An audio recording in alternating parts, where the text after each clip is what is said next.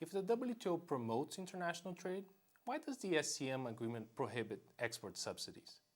Part 2 of the SCM agreement accords the strict treatment to two types of subsidies, namely export subsidies and domestic content subsidies, because of their evident trade restoring effects. Recall that these subsidies are deemed to be specific and is also not necessary to show that they cause adverse effects.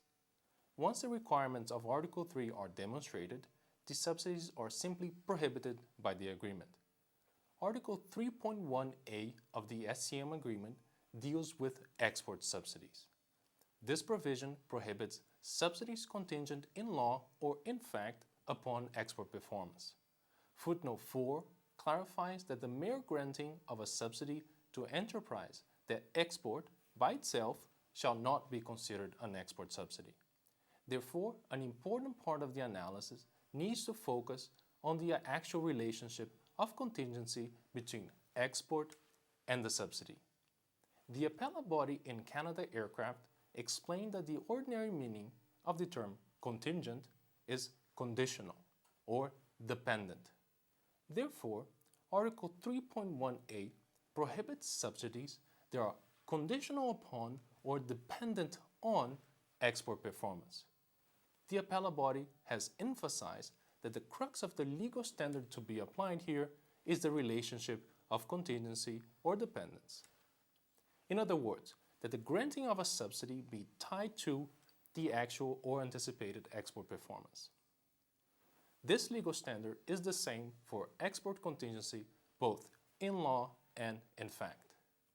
Contingency in law, also known as de jure contingency, is somewhat simpler, since it is established on the basis of the terms of the relevant legislation. That is to say, a situation in which the condition to export is clearly evident in the instrument comprising the measure. Measures already found to be de jure contingent upon export performance include subsidies conditioned upon a requirement that a property produced in a country be used outside that country, and 2, subsidies conditioned upon a production to sales ratio requirement. In order to prevent circumvention of the prohibition against export contingency in law, the Uruguay round negotiators decided that Article 3.1a would also prohibit export contingency in fact. However, proving de facto export contingency is a much more difficult, complex task than proving de jure export contingency, since there is no single document which will demonstrate on its face that a subsidy is contingent in fact upon export performance. Thus, de facto export contingency must be inferred from the total configuration of the facts relating to the granting of a subsidy.